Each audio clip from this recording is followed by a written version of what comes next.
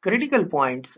In this video, we are going to discuss the critical points of a function, of a continuous function of one variable. Also, we will discuss the types of critical points in detail. Let's first check out what a critical point is. A critical point of a continuous function is a point on curve where either first derivative is 0 or the first derivative is undefined. So we can say that a critical point uh, is the one where the first derivative is 0 or where the first derivative does not exist. Now we will discuss both of these cases in detail. First, we discuss the scenario where f dash x is equal to 0. So when f dash x is equal to 0, we may get stationary points or inflection points. Now we will discuss stationary points and inflection points in detail. Let's see what stationary points are. A stationary point of a continuous function is a point on the curve where its first derivative is 0. Now we know that the first derivative gives the slope of tangent line to a curve at a certain point. So if f dash x is equal to 0, it means the slope of tangent line is equal to 0, which gives the inclination of the tangent line to be 0. And if the inclination of tangent line is 0, we conclude that the tangent line is parallel to the x-axis. So the stationary points occur where tangent is parallel to x-axis. Let's explain it by a graph. We draw a graph of a portion of sin x and we label its x values. Now here we note that pi by 2 and 3 pi by 2. The point x is equal to pi by 2 and x is equal to 3 pi by 2. At these points, if we draw the tangent lines, these are parallel to x-axis. So these are our stationary points.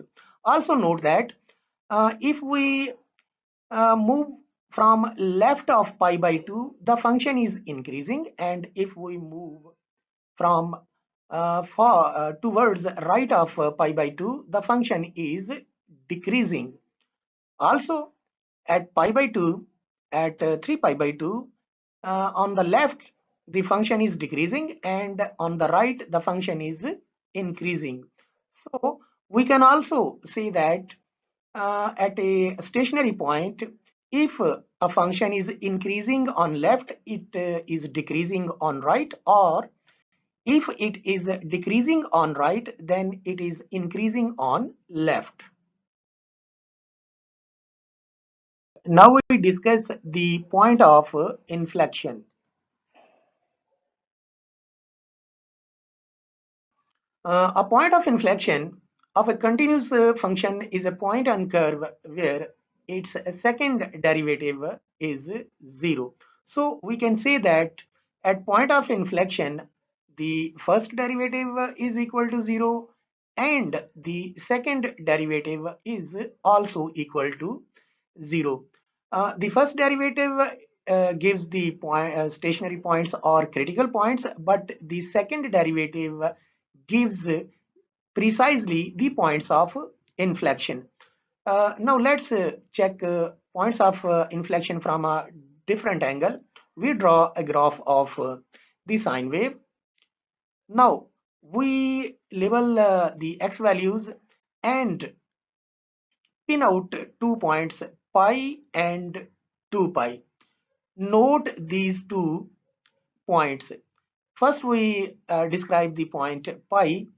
If we see towards the left of the point pi, the curve is concave down.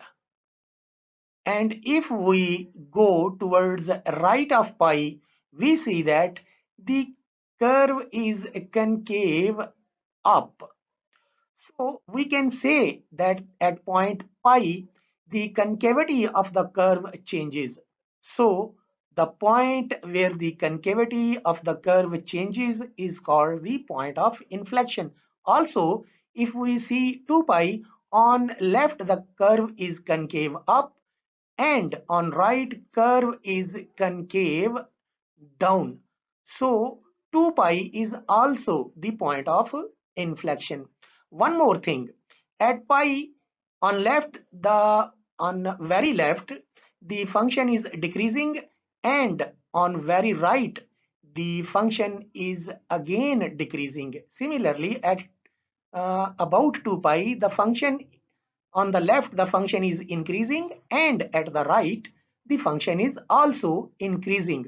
So this is another criteria for the points of inflection. So we can say that a point of inflection of a continuous function is a point on curve where concavity of curve changes. We take a continuous function f of x is equal to sine x. We find its critical points, that is both stationary and points of inflection.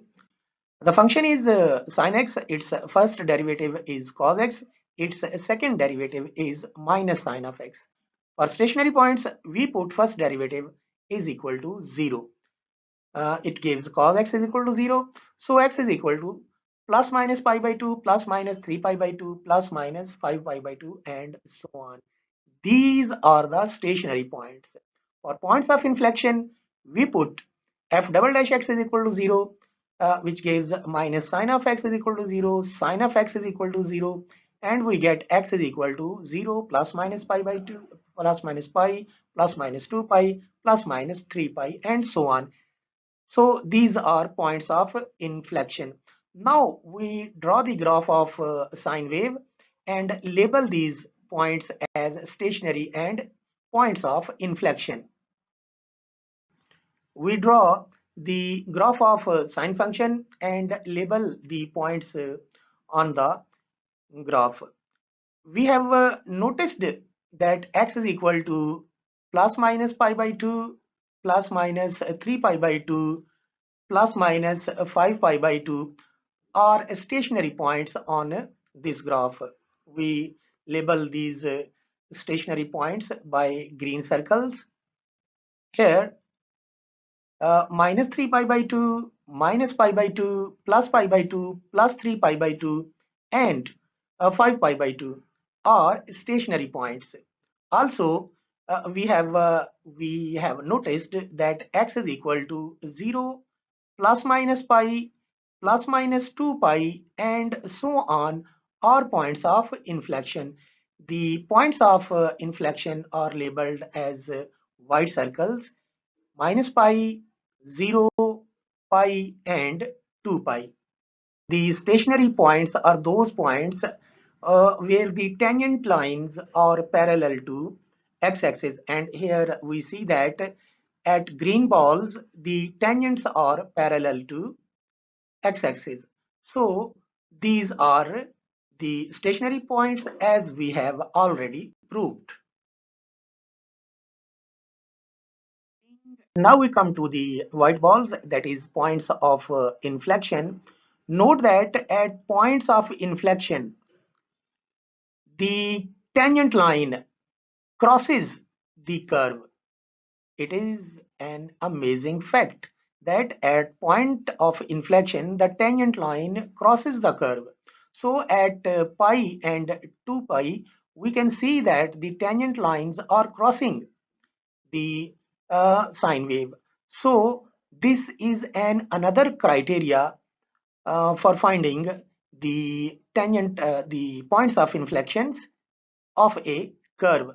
So the points of inflections are where the concavity of a curve changes, or the tangent line crosses the curve, or uh, if before the point the function is decreasing, after the point the function is also decreasing, and if before point function is increasing, after the point the function is also increasing.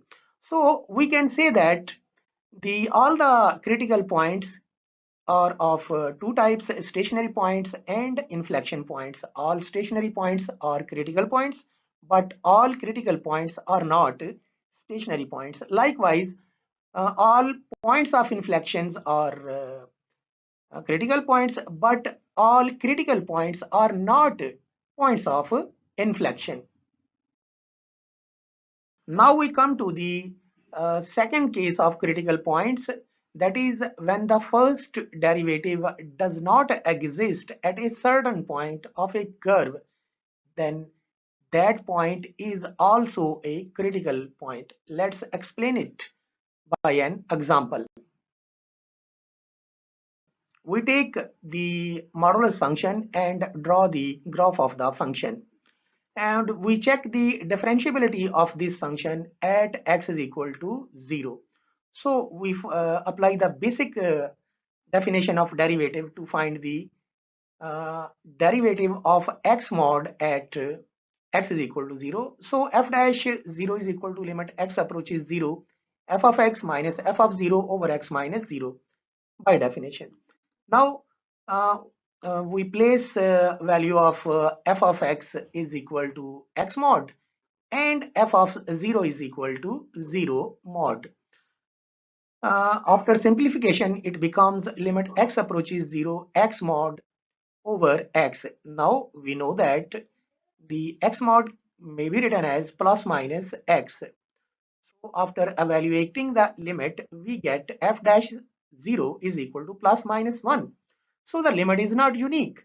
It means the derivative doesn't exist at x is equal to 0. So x is equal to 0 is a critical point on this curve.